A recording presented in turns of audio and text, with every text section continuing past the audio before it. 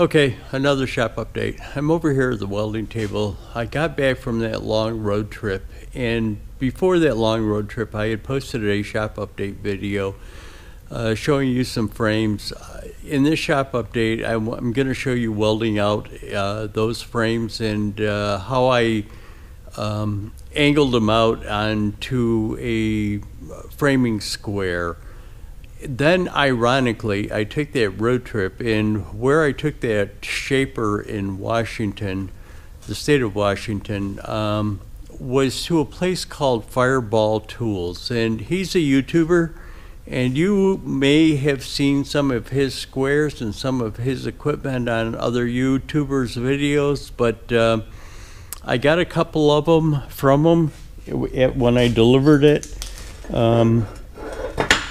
And those squares will be part of the video because I sure could have used them prior to building them frames that I did with the framing square, but I'll go into detail about that in a little while. Some of the other shop update is I have a lot of stuff going on. I really want to get some videos out. I have posted a carbon fiber intake build video since I was back, but there's some other stuff. There's a bunch of stuff in the shop update that I want to go over. Some of it is prior to the trip, some of it is post-trip, but one of the things that I did do is got that toolbox after I got back, that extension. And I'm going to show a couple of clips of that, but one of the things that I did not get is I got the wrong drawer linings for it, so I don't want to put all the tools into it yet until I get the correct linings for it.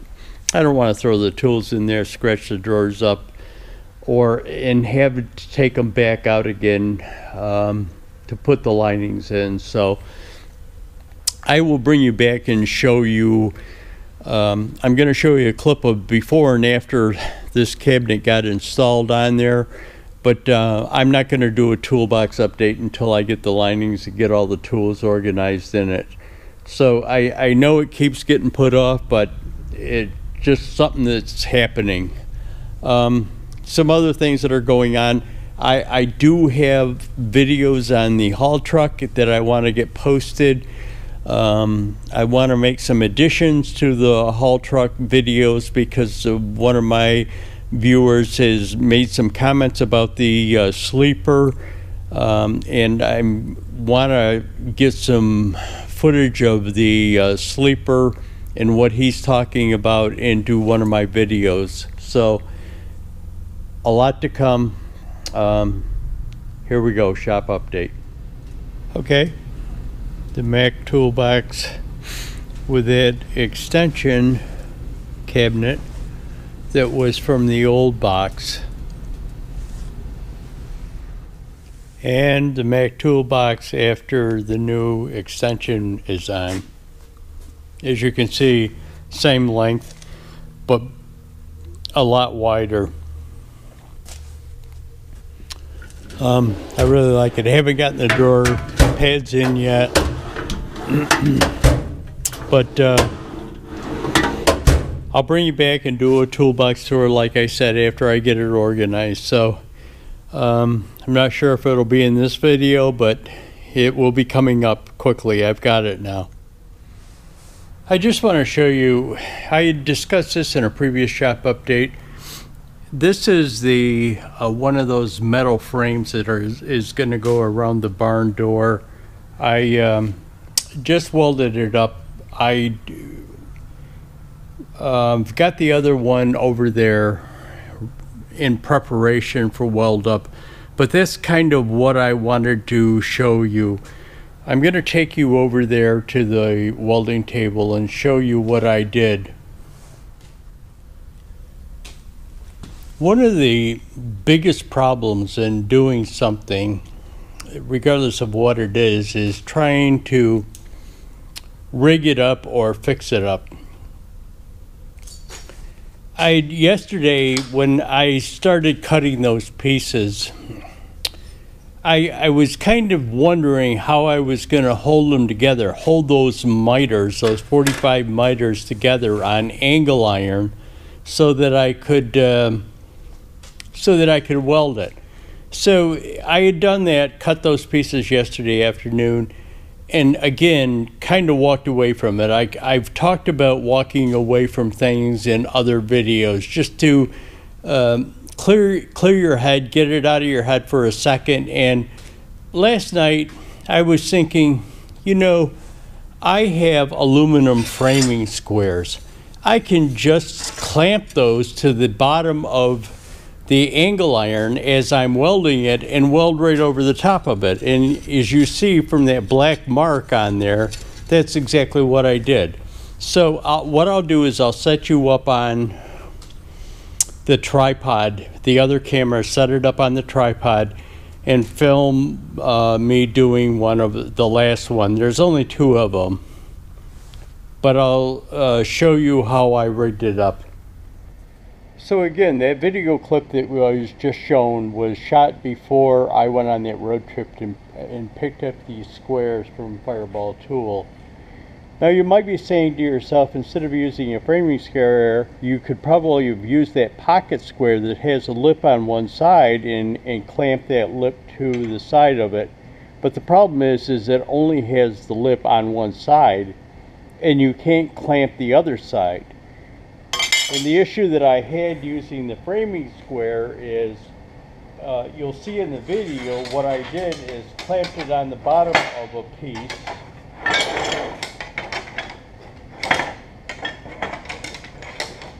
Clamped it on the bottom of a piece using a clamp this way, but you didn't know whether it was straight on there or pivoted a little bit. So it will continue on, the video will continue on. You'll see me using the framing squares to line up the pieces at a right angle. So there it is. I've got the 2 framing squares angled into each corner, supporting it. Now, because one set of vice grip type welding clamps is larger than the other, it sticks up higher, it puts a little twist in it. So I've got that block of steel under here just to kind of temporarily support it. What I'll do is weld out this one side, then I'll come back over here and I'll tweak this a little bit with a hammer to get it the dimensional right, and if it's out of square at all.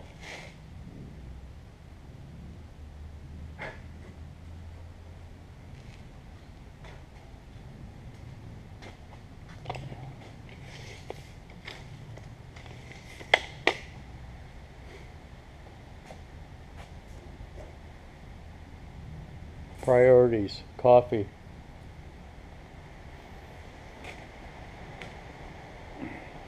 When I'm shooting this, it's kind of early in the morning, the day before I have to go on that long road trip.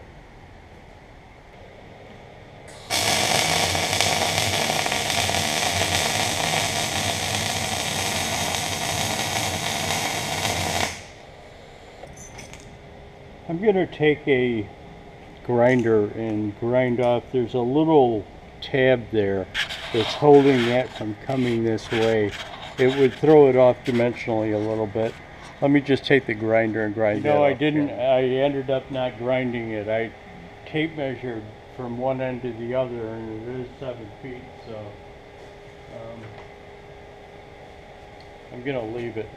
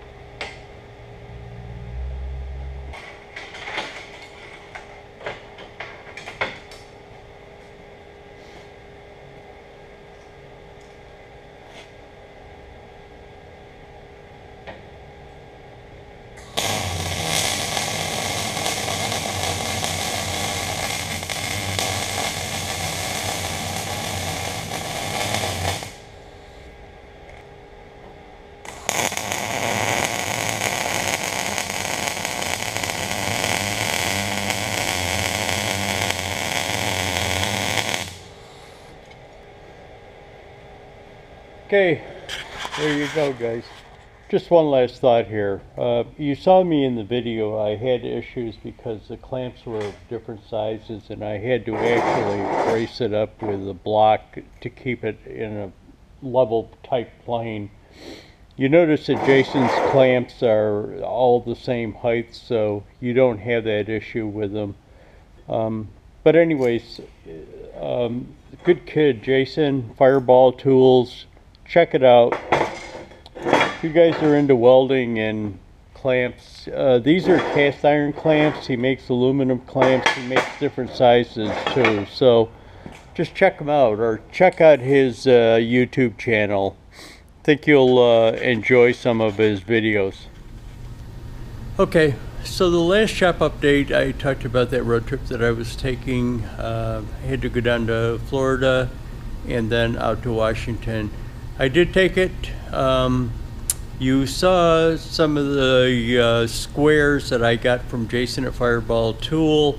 That's been mentioned in the video, but just let me mention that in my previous shop update, I told you that I had to make that road trip, that I was going to do it in 5 days, or I was kind of planning on doing it in 5 days, and I actually did do it in 5 days. Well, it was a couple of hours over 5 days, but basically it was 5 days. So I just want you to know that I'm going to be shooting. I had shot some footage of the road trip, of the machines that were taken, and that will be coming out in a separate video so that you'll be able to see it. But I just wanted to kind of mention that.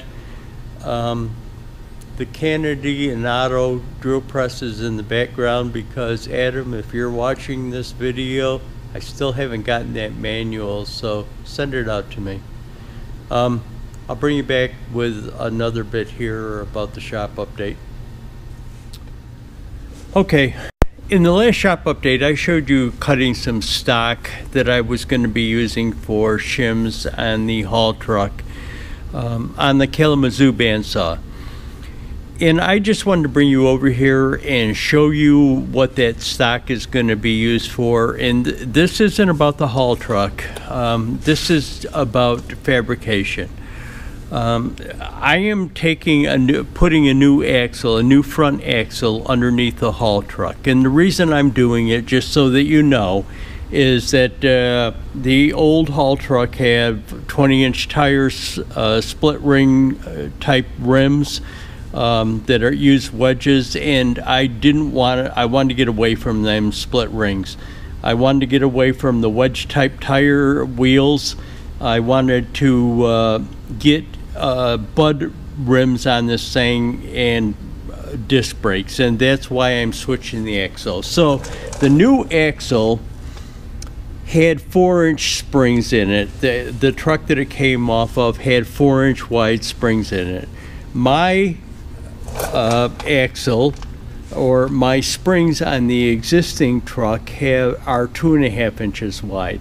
So I had to take up that space. I'm reusing the springs on it, and I'm not going to get into it because that's actually part of the haul truck, but I'm reusing the 2.5-inch springs. So to compensate for that, I had to take up the space between the 4-inch U-bolts of the new axle and the 2.5-inch leaf spring. So what I'm doing is putting a piece of stock on each side of the spring and putting a plate in here to keep it as a guide so that the thing doesn't move in and out or shift out of it, loosen up or shift out of it. So 3/4 inch, I've got to compensate for 1.5 inches. So 3/4 on both sides, and then a piece in the middle to use as a spacer. But let me show you a little bit about that, because it's fabrication work, and let me delve into that a little bit. So here goes a clip on it. Okay, shop update. This is those shim spacers for the front axle that's going to shim between the U-bolts for the new front axle and the leaf springs from the existing truck.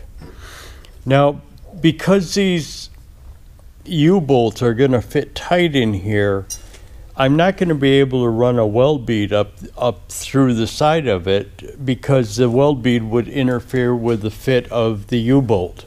So what I'm going to have to do is bevel both sides of the top and bottom of these plates so that I can run a bead in there. Now the top bead can probably protrude up a little bit, but when I bevel the bottom bead, I'm going to have to grind it off so that it's flush, because this thing will actually sit down onto the axle housing, so that it's got to be flush and not sticking up, because being held up by the weld bead. So what I'll do is V-notch both of these pieces, top and bottom, weld the top, do the same thing with the bottom. The V-notch will probably be a little bit bigger so that the weld doesn't protrude up, or that it will be easier to grind off. But just let you know, and I'll show that to you probably it's going to be in another shop update. Probably won't be in this one. Okay, shop update. The shims for the front axle leaf springs.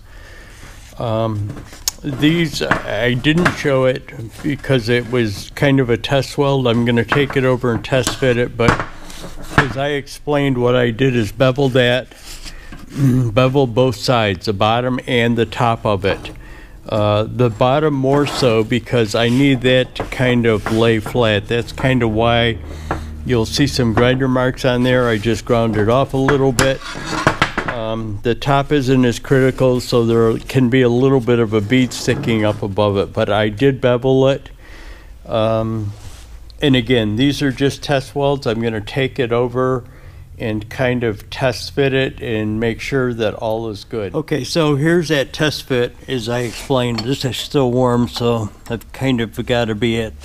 It looks great.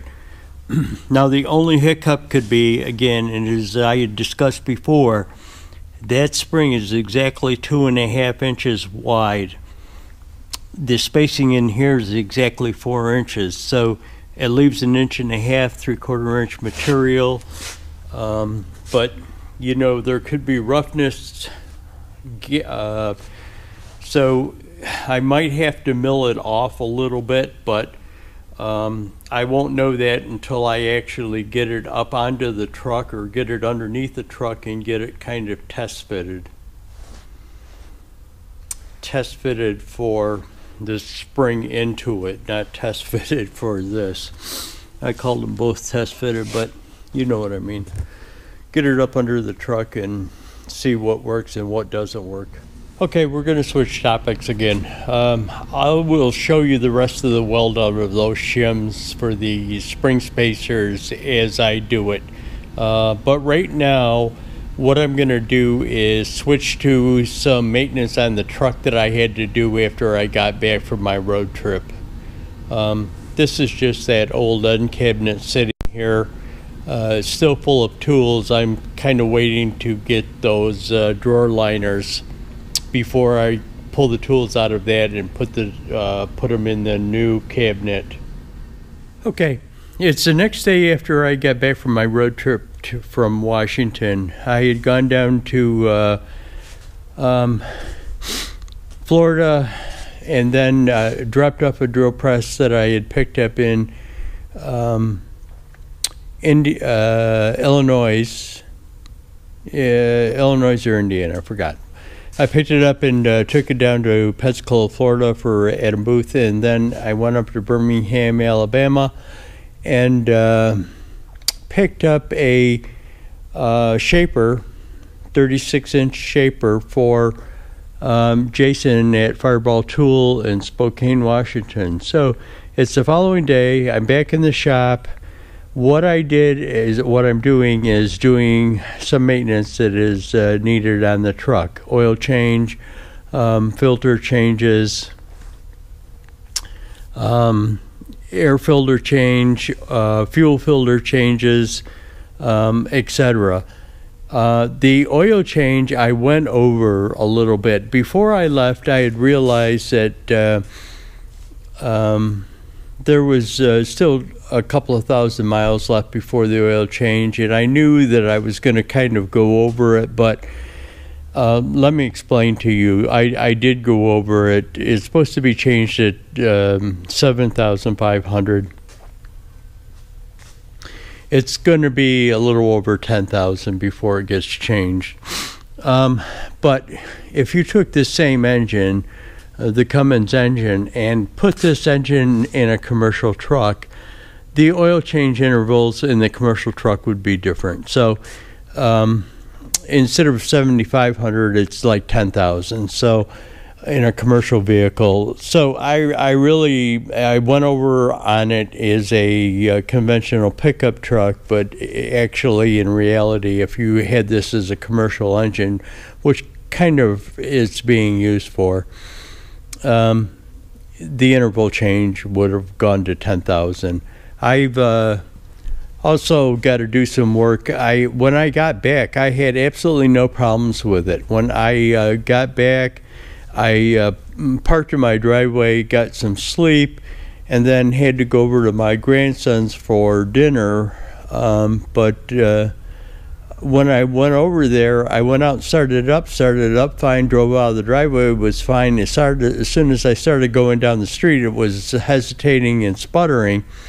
And what I think it is I've got water in the last batch of fuel that I got. I got it from a pilot, but that's the only thing I can figure out is it's water. So I went to dinner, and my grandson and I went out for a ride afterwards so that I could show him what it was doing. And it started doing it when we first started down his street, but as I drove it a little further, it stopped doing it. Then when I got out again this morning, it started up fine. I drove out on the street, started doing it a little bit, but as soon as it got warmed up a little bit, it stopped doing it. So I'm pretty sure it's water in the fuel, but I'll change the fuel filters. I'm going to change the fuel filters, and I'll kind of let you know what it is. It's kind of funny because they did, the fuel that I got was a winter blend of fuel. All of the time that I was out on the road trip was a winter blend of fuel. And I also was adding an additive to it, so I'm kind of surprised that I got the fuel. The last batch of fuel that I got was at a pilot server or truck stop, and usually, most of the time, you don't get a lot of water in their fuel. It goes through so much fuel in those truck stops that you usually it doesn't happen very often. So I really suspect that that's what the problem is, but I'll if I find out anything different, I'll let you know about that. But just doing that, then I've got some other things that I've got to do. But I'll bring you back. Okay, here's the air filter for the truck. Now, what it is, it's an S&B filter. I have an S&B cold air intake on my truck. So this is an oil impregnated filter. You can also get them just a regular standard filter, but I use the oil impregnated one. What I have is two of them. So one gets dirty or needs to be changed. What I do is take it out to clean it and set it aside and put the other one that I have in place of it. But the oil filters that I use are Napa, and I use their Platinum Series oil filters for the truck. Now, these oil filters are made actually by Wix, and Wix is a good company that makes good quality oil filters. I'm not sure, I know they make them for diesel engines. I'm not sure about other vehicles, but make a great quality oil filter. And just to show you, this is the oil that I took out of the truck now. Because it is a diesel, it's black, but it's still got a good lubricating quality to it. So I wasn't concerned at all that I let it go over a little bit. But I'm not going to keep doing that. I will continue to do it as the original recommendation for the pickup truck, which is 7,500 miles. But anyways, I'll bring it back. So let's wrap this thing up. So in closing, a bunch of things. The toolbox, I will get those liners for the drawers. I will get that switched over, and I will do a toolbox tour of that.